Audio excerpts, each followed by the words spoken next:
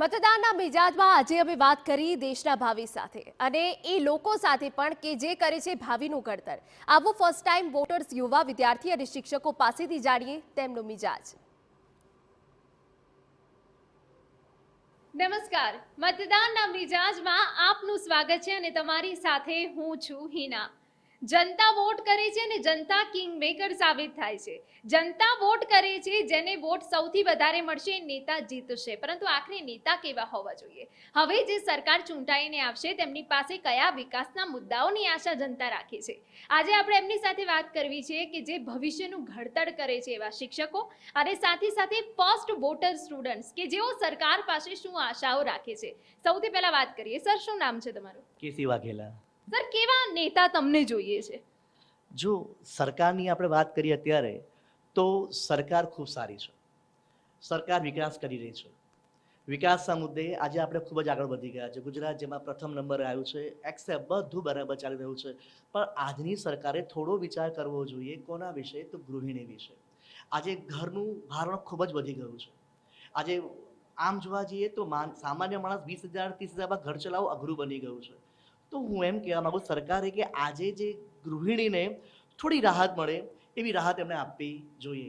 વિકાસ કરે છે, 12 પુલ બાંધે છે, રિવરફ્રન્ટ કર્યું છે, ક્લિયર એ લોકોએ BRTS કર્યું છે, બહુ સરસ બહુ સરસ, એપ્રિસિએટ છે. પણ થોડું હવે ધ્યાન આપવાની જરૂર છે ગૃહિણીને ખુશ કરવાની. તો હું એવું ઈચ્છું છું કે આ વખતે સરકાર એમની સરકાર જ્યારે આવે પછી વોટ એવર જે સરકાર આવે તે પણ ખુશ ગૃહિણીને કરે. કે ગૃહિણી ખુશ થશે ને તો આ દેશ ખુશ થશે. હું એવું માની રહ્યો છું. એટલે શિક્ષકો બહુ સારી રીતે જાણે કે ઘર કેવી રીતે ચલાવે અને ઘરનો આધાર ગૃહિણી હોય અને ગૃહિણી કેવી રીતે ખુશ થાય. સર તમારી પાસે જાણવા માંગીશું, હવેની સરકાર પાસે તમે શું આશાઓ રાખો છો? મારું નામ નરેશભાઈ પંચાલ છે. હું લગભગ 35 વર્ષથી ભણાવું છું.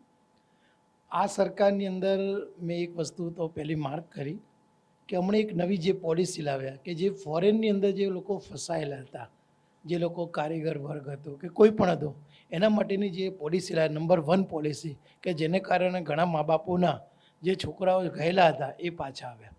પ્લસ હું એવું ઈચ્છું છું આ વખતની સરકાર માટે કે સરકાર શહેરો માટે તો કરે જ છે, સરકાર શહેરોમાં પણ ગામડાની અંદર પણ ગામડા છે કે જ્યાં કસ્બાઓ આવેલા છે કે જ્યાં આજે પણ વીજળી પાણી આ બધાની અછત છે. તો એના માટે પણ સરકારે થોડુંક વિચારવું જોઈએ. એવું નથી કે શહેરની અંદર જ વિચારવું જોઈએ. શહેરની અંદર પાયાની સુવિધાઓ છે પણ ત્યાં તમે આજે પણ જાઓ ને તો ત્યાં આજે પણ ત્યાં વીજળી પાણી કોઈ પણ નથી. તો હું એવું માનું છું, સરકારને એટલી રિક્વેસ્ટ કરું છું કે એ લોકો ઉપર પણ થોડું ધ્યાન આપે કે જેને કારણે ઇન્ડિયાનું વધારેમાં વધારે ડેવલપમેન્ટ થાય. તમારું નામ શું છે? મારું નામ ગીતાવાલા બ્રહ્મભટ્ટ છે. તમે એક મહિલા શિક્ષક છો. મહિલાની રીતે તમારા મુદ્દા કયા છે? એક મહિલા તરીકે હું જોઉં તો એક નેતા કેવો હોવો જોઈએ, તો હું એમ કહીશ કે કોઈ બી દેશ હોય, રાષ્ટ્ર હોય કે રાજ્ય હોય, પણ નેતા એક એવી વ્યક્તિ છે કે જે પબ્લિક જનતા માટે એક પ્રેરણા છે. તો એ એવો હોવો જોઈએ કે આપણા કોઈ પણ રાષ્ટ્રની અંદર 3 પ્રકારની જનતા છે, એકદમ ટોપ લેવલ પર, મિડલ અને બિલો લેવલ. તો એ જનતાના ત્રણેયના અલગ અલગ મુદ્દા છે. જે ટોપ લેવલ પર છે એને કોઈ જ અસર નથી મોંઘવારીની કે બાળકની ફી કેવી રીતે ભરવી, આવી કોઈ પણ પ્રકારની એની પાસે અગવડ નથી. જે ગરીબ છે, બિલો લેવલમાં આવે છે, એને બાળકોને ભણાવવાની કોઈ પડી નથી. પણ મોત ક્યાં છે? જે મિડલ ક્લાસમાં છે એને મોંઘવારી બહુ નડી રહી છે, બરાબર. તો સરકાર એવી હોવી જોઈએ કે આ ત્રણેય વર્ગનો વિચાર કરે. તમારું શું નામ છે? મારું નામ સરવૈયા પલક છે.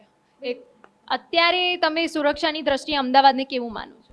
સુરક્ષાની દ્રષ્ટિએ ગર્લ્સ માટે તો સુરક્ષા સારી જ છે શહેરમાં, અને અત્યાર સુધી કોઈ એવો નવરાત્રિમાં પણ અમે રાતે 2-3 વાગ્યા સુધી બહાર ફરતા હતા, પણ એવો કોઈ અટેક કે એવું કશું કોઈ છોકરીઓ સાથે થઈ નથી, છેડતી કે એવું કંઈ.